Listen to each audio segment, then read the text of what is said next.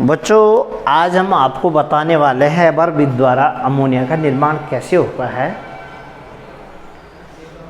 P block का है, lesson number 7 है, कक्षा 12 का P block elements, P block के तत्व, उसके अंतर्गत अमोनिया भी है। हैबर विधि बता देता हूँ मैं, बहुत सारी विधियाँ हैं अमोनिया बनाने की, नहीं है। लेबोरेटरी मेथड है, प्रयोगशाला में कैसे हम बनाते हैं, और लेबोरेटरी मेथड के अलावा ये है, ये मार्केट निर्माण, औद्योगिक निर्माण बोलते हैं। हैबरविथ द्वारा अमोनिया का निर्माण कैसे होता है, औद्योगिक निर्माण द्वारा बहुत सारी चीज़ें हैं। पी ब्लॉक से कुछ कटे भी हैं बच्चों, कुछ टॉपिक कटे हैं, जैसे सल्फ्यूरिक एसिड कटा हुआ है, फास्फोरस के कंपाउंड कुछ कटे हैं, PCl3, PCl5, phosphine, preparation of phosphine and characteristic physical and chemical properties of phosphine, ये चीज़ हटे हैं। लेकिन अमोनिया उसमें है, कोर्स में है, तो इसका मतलब बहुत ही इंपॉर्टेंट है किसकी दृष्टि से, बोर्ड की दृष्टि से। समय एग्जाम में आएगा अमोनिया, तो मैं आपको बताने और फोकस करने वाला हूँ कि हैबरविथ द्वारा अमोनिया का निर्माण होता कैसे है। 5 नंबर क्वेश्चन आता है, 3 नंबर का तो ये प्रिपरेशन हो गया कि लेबोरेटरी मेथड या हैबरविथ द्वारा अमोनिया का निर्माण कैसे करेंगे, सचित्र वर्णन कीजिए। दूसरी चीज़, एक क्वेश्चन और आता है इसमें कि लासातेलिनियम लीच-एटरेटर प्रिंसिपल से अधिक यदि अमोनिया हम प्राप्त कर रहे हैं तो कैसे हम प्राप्त करेंगे, कौन कौन सी परिस्थितियाँ होंगी, कौन कौन सी ऐसा परिस्थिति होंगी जिससे हम अधिक से अधिक अमोनिया प्राप्त करेंगे। सबसे पहले देखो बच्चों, सिद्धांत क्या है अमोनिया का। हैबरविथ द्वारा अमोनिया कैसे बनती है, नाइट्रोजन और हाइड्रोजन के मिश्रण को देख लो, एक है N2+3H2 लिख रहा होगा। नाइट्रोजन और हाइड्रोजन के मिश्रण को आयरन चूर्ण पर प्रवाहित करना। आयरन चूर्ण क्या है, उत्प्रेरक है, इस पे प्रवाहित करना है। और ये मॉलिब्डेनम है बच्चों, उत्प्रेरक वर्धक। ये जरा ध्यान देना है कि आयरन का चूर्ण होता है उत्प्रेरक, और दूसरा मॉलिब्डेनम जो होता है वो उत्प्रेरक वर्धक होता है। लगभग होता है बच्चों, टेम्परेचर जो होना चाहिए वो लगभग होना चाहिए 500 डिग्री सेल्सियस, 500 डिग्री सेल्सियस, और ताप होना चाहिए, और दाब होना चाहिए लगभग 200 ATM, 200 वायुमंडलीय दाब होना चाहिए।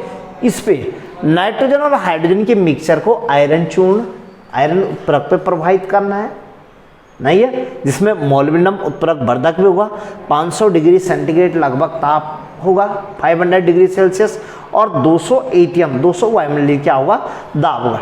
जैसे इस पे प्रवाहित करेंगे तो तुरंत क्या बन जाएगा बच्चों, अमोनिया प्राप्त हो जाएगा, नहीं। और कुछ एनर्जी भी रिलीज होगी, वो होगी 23,400 कैलोरी ऊष्मा भी कुछ क्या हो जाएगी, इससे रिलीज हो जाएगी, कुछ निकल जाएगा। तो नाइट्रोजन और हाइड्रोजन के मिश्रण को आयरन चूर्ण पर प्रवाहित करने पर in presence of molybdenum promoter, catalyst promoter बोलते हैं उत्प्रेरक वर्धक, वो 500 डिग्री सेल्सियस होना चाहिए टेम्परेचर, 200 ATM दाब पे जैसे प्रवाहित करेंगे आप तो अमोनिया प्राप्त हो जाएगा, और 23,400 कैलोरी एनर्जी भी क्या उससे इससे निकल जाएगी। अब देखो बच्चों, ये मैं चित्र द्वारा समझाता हूँ। हैबरविथ द्वारा अमोनिया का निर्माण है, कैसे करते हैं इसमें अमोनिया का निर्माण। देखो, नाइट्रोजन और हाइड्रोजन का मिक्सर है, ये देखो, मिश्रण को प्रवाहित करना बच्चों, ये है यहाँ पर लगा हुआ कंप्रेसर, कंप्रेसर पे प्रवाहित करना है। कंप्रेसर माने जो उचित वो प्रेशर डाल के इसको आगे क्या पहुंचाएगा, नाइट्रोजन और हाइड्रोजन के मिक्सचर को आगे पहुंचाएगा फोर्स से, नहीं हो, इसलिए इसको बोलते हैं कंप्रेसर। नाइट्रोजन और हाइड्रोजन का मिश्रण आपने प्रवाहित किया, ये कंप्रेसर में गया, नहीं है, 200 ATM दाब लगभग होगा। ये नाइट्रोजन और हाइड्रोजन का मिक्सर प्रवाहित है किस पे, ये उत्प्रेरक रखा हुआ यहाँ पर, ये देखो आयरन उत्प्रेरक रखा हुआ, और मॉलिब्डेनम का चूर्ण जो उत्प्रेरक वर्धक का काम करता है। लगभग टेम्परेचर होना चाहिए 500 degree Celsius, 500 degree Celsius, and दाब होना चाहिए, प्रेशर जो होना चाहिए 200 ATM, लगभग 200 ATM क्या होना चाहिए, दाब होना चाहिए, नहीं, इस पे प्रवाहित करना है। तो जैसे इस पे प्रवाहित करेंगे बच्चों तो तुरंत किसका निर्माण हो जाएगा, अमोनिया का निर्माण हो जाएगा, नहीं है। लेकिन कुछ कुछ क्या होगी, अमोनिया होगी, नाइट्रोजन और हाइड्रोजन अनचेंज होती है, जो उसमें परिवर्तित ही नहीं हुई, नहीं है, अमोनिया में परिवर्तित नहीं हुई, तो अनचेंज नाइट्रोजन प्लस हाइड्रोजन वो वैसे रही, लेकिन साथ में क्या बन गया, अमोनिया बन गई। ठीक, अमोनिया तो आपको प्राप्त हो गई, लेकिन अनचेंज कुछ नाइट्रोजन हाइड्रोजन भी क्या हो जाएगी, इसके साथ साथ चलेगी। तो देखो ये यहाँ पर देखो बच्चों, यहाँ पर हम इकट्ठा करेंगे अमोनिया को। देखो ये क्या कर रखा है, ये पाइप तिरछा कर रखा है ताकि जो अमोनिया है वो यहाँ का गर्म है गैस, अभी जो किनारों से टकरा कर क्या हो जाएगी, ठंडी हो जाएगी और हमको क्या प्राप्त हो जाएगा, लिक्विड अमोनिया प्राप्त होगी, द्रव अमोनिया आपको प्राप्त होगी। लेकिन ये अनचेंज जो नाइट्रोजन और हाइड्रोजन है वो तो नहीं आएगा इसमें, वो क्योंकि वो गैस है, गैस ये है, वो लिक्विड में परिवर्तित नहीं होगी। वो कहाँ जाएगा, देखो वो यहाँ से नाइट्रोजन और हाइड्रोजन, नाइट्रोजन प्लस हाइड्रोजन, ये फिर कहाँ जाएगा, ये पुनः संचारी पंप नहीं है, रिसर्कुलर पंप बोलते हैं, रिसर्कुलर पंप। यहाँ पर भी लगा हुआ पंप है, यहाँ पर कंप्रेसर लगा हुआ था नहीं है, यहाँ पर रिसर्कुलर पंप है, नाइट्रोजन हाइड्रोजन को फिर कहाँ भेज देगा वो, देखो अनचेंज नाइट्रोजन हाइड्रोजन को फिर वो कैटालिस्ट चैम्बर में भेज देगा, उत्प्रेरक कक्ष में भेज देगा जहाँ पर आयरन का चूर्ण और मोलिब्डेनम रखा हुआ है। ठीक, यहाँ पर फिर क्या हो जाएगा, अमोनिया में चेंज हो जाएगा नहीं है, यहाँ से भी आएगी कुछ नाइट्रोजन हाइड्रोजन और इधर से भी आएगा नाइट्रोजन हाइड्रोजन, फिर वो क्या होगा, कंप्रेसर से यहाँ से तो आ ही रहा उतना एटीएम दाब 200 एटीएम दाब, यहाँ से भी आ रहा नहीं है, और उत्प्रेरक कक्ष पे जैसे प्रवाहित होगा तो नाइट्रोजन और हाइड्रोजन किस में चेंज हो जाएगी, यहाँ पर अमोनिया में चेंज हो जाएगी। ये देखो अमोनिया में चेंज होगी, लेकिन प्लस नाइट्रोजन और हाइड्रोजन जो अनचेंज है वो भी साथ चलेगी और फिर यहाँ पर क्या प्राप्त हो जाएगा, आपको लिक्विड अमोनिया प्राप्त हो जाएगी। और जो अनचेंज नाइट्रोजन और हाइड्रोजन है पुनः किससे, रिसर्कुलर पंप द्वारा, पुनः संचारी पंप द्वारा फिर किस में भेजा जाएगा, उसको कैटलिस्ट चैम्बर में भेजा जाएगा। और ये प्रोसेस क्या होती रहेगी, चलती रहेगी। इसको बोलते हैं कौन सा, हैबर विधि द्वारा अमोनिया का निर्माण। नाइट्रोजन और हाइड्रोजन का मिक्सचर किस पे प्रभावित करना, पहले कंप्रेसर द्वारा। कहाँ भेजा जाएगा, ये कैटलिस्ट चैम्बर में, उत्प्रेरक कक्ष में भेजा जाएगा जहाँ उत्प्रेरक रखा हुआ आयरन प्लस मोलिब्डेनम का चूर्ण। टेम्परेचर कितना होगा, 500 डिग्री सेल्सियस एंड 200 एटीएम क्या होगा, प्रेशर होगा, एटमोस्फेयर प्रेशर, ये दाब होगा। यहाँ पर किस में चेंज होगा, यहाँ पे अमोनिया, अमोनिया चेंज हुई, लेकिन साथ में नाइट्रोजन और हाइड्रोजन अनचेंज है। ये क्या है, ये अनचेंज, जो नाइट्रोजन और हाइड्रोजन अमोनिया में परिवर्तित नहीं हुई वो इसके साथ चलेगी और जो अमोनिया है वो लिक्विड अवस्था को प्राप्त कर लेगी और जो अनचेंज नाइट्रोजन और हाइड्रोजन है पुनः पुनः संचारी रिसर्कुलर पंप द्वारा फिर कहाँ भेजा जाएगा, उसको उत्प्रेरक कैटलिस्ट चैम्बर में भेजा जाएगा। यही प्रोसेस क्या होगी, चलती रहेगी। अब देखो सवाल आता है बच्चों कि नाइट्रोजन और हाइड्रोजन अनचेंज कैसे होगी, ये पूरी के पूरी जो नाइट्रोजन और हाइड्रोजन है वो अमोनिया में क्यों नहीं चेंज हुई। तो अमोनिया में इसलिए चेंज नहीं होती बच्चों क्योंकि टेम्परेचर कितना चाहिए, ये है रिवर्सिबल रिएक्शन। ये आप जानते हैं रिवर्सिबल रिएक्शन जिसको बोलते हैं उत्क्रमणीय अभिक्रिया। उत्क्रमणीय अभिक्रिया है ये दोनों दिशाओं में चलती है, यानी नाइट्रोजन और हाइड्रोजन मिलकर अमोनिया बना देंगे और अमोनिया पुनः किस में टूट जाएगा, नाइट्रोजन और हाइड्रोजन में टूट जाएगा। कैसे टूट जाएगा, इसलिए टूट जाएगा यदि टेम्परेचर 500 डिग्री सेल्सियस से ऊपर हो गया नहीं है, तो 500 डिग्री सेल्सियस से यदि ऊपर हो गया तो क्या हो जाएगा, फिर अमोनिया तो बनेगी लेकिन अमोनिया फिर किस में चेंज हो जाती है, नाइट्रोजन हाइड्रोजन में क्या हो जाएगी, टूट जाएगी नहीं है। तो इसलिए क्या चाहिए, इसके लिए टेम्परेचर भी फिक्स चाहिए और दाब भी क्या चाहिए, दाब भी चाहिए 200 एटीएम चाहिए, फिक्स चाहिए। ठीक, अब देखो बच्चों क्वेश्चन क्या आता है, क्वेश्चन ये आता है बच्चों, एक तो भैया मैंने बताया नाइट्रोजन और हाइड्रोजन के मिश्रण को किस पे प्रोवाइड करना है, उत्प्रेरक Fe चूर्ण और मोलिब्डेनम पर वो करना है, प्रोवाइड करना है, अमोनिया प्राप्त हो जाएगा नहीं है। और अनचेंज जो नाइट्रोजन और हाइड्रोजन है वो रिसर्कुलर पंप द्वारा फिर कहाँ आएगा, वो उत्प्रेरक कक्ष में आएगा, फिर वही प्रोसेस चलती रहेगी। नाइट्रोजन और हाइड्रोजन किस में चेंज हो जाएगा, अमोनिया में चेंज हो जाएगा। ठीक, अब क्वेश्चन ये आता है बच्चों ली-चैटर्जी प्रिंसिपल द्वारा, यानी लासा-तेलियम से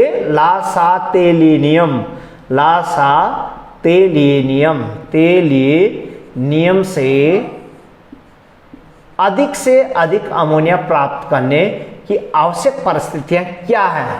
यानी लासा-तेली नियम क्या बोलता है कि हम इस रिएक्शन से, यानी ये जो विधि है इससे अधिक यदि अमोनिया प्राप्त करनी है तो किस किस का क्या क्या प्रभाव रहेगा, ताप का क्या प्रभाव रहेगा भाई, दाब का क्या प्रभाव रहेगा और फिर किसका, सांद्रण का क्या प्रभाव रहेगा। ये जरा ध्यान देना है, सांद्रता का क्या प्रभाव रहेगा। तो देखो बच्चों ये जो अभिक्रिया है ये तो तुम देख रहे होंगे, ये एक कैसी अभिक्रिया है, ऊष्माक्षेपी नहीं है, एक्सोथर्मिक बोलते इसको।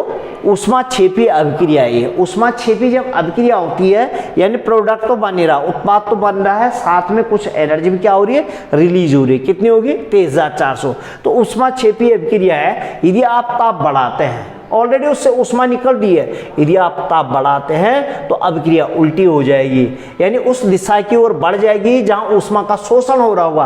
और ऊष्मा का शोषण कहाँ हो रहा है, इस वाले कक्ष में हो रहा है, यानी अमोनिया तो बनेगी, फिर वो नाइट्रोजन हाइड्रोजन में टूट जाएगी।